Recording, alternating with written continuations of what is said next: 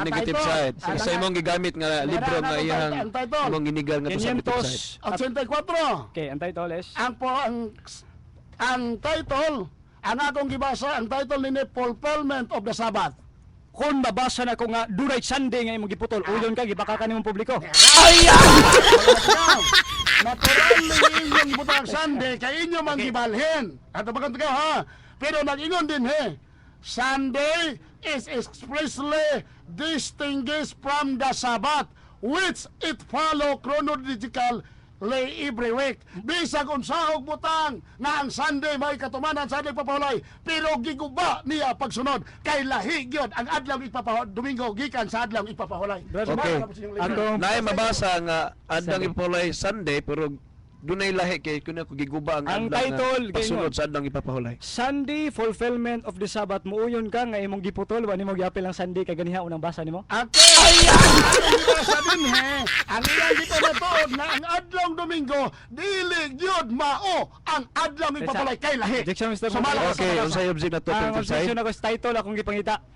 Kay Balikan pangutana. ang iyang gibasa kay ganiha fulfillment of the Sabbath. Ang nasulat dinhi is dunay Sunday. Ang kunon ba niya sa publiko nga wa niya basa ang Sunday sa una niyang pamulong. Gibutangan ninyo Sunday fulfillment of the Sabbath. Pero pag abot sa statement sa boss, Sunday is expressly distinguished from the Sabbath, which it follows chronologically every week. Sa ato pa, mismo ang inyong libro gasungag. Okay, Mr. Apentim Side, dunay Ako, mabasa ang pangutana. Sunday pero di statement sa ubos Ako pangutana. nagsungag kuno Sir ang moderator, tinaw kayo pangutan ha. Okay. Gibasa niya ang title.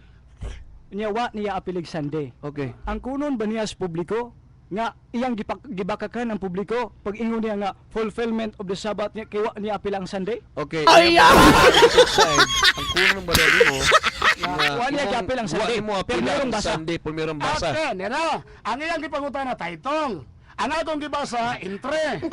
Ang atong gibasa, sumala sa ilabisan pa nag-unsag title diha, ang statement ng sulod, nag-ingon, Sunday is expressly distinguished from the Sabbath, which is follow chronologically every week. Mo man akong problema din he. Okay, kung ako Kaya ba nag-ingon siya nga kung ang Domingo mo'y katumanan sa adlang ipapahulay, nga naman yung gingong lahi ang adlang ipapahulay, gikan sa adlang Domingo.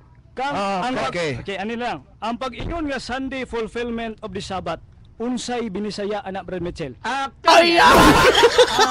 Pag-ingong Sunday sa fulfillment Sabbath, ang Domingo mo'y katumanan. Sa pabagong tagaw. Diba, mo na, binisaya mo ka. Kompleto ba? Oh, ang Domingo katumanan sa adlang ipapahulay. Yes. Okay. O sa sunod pangutana.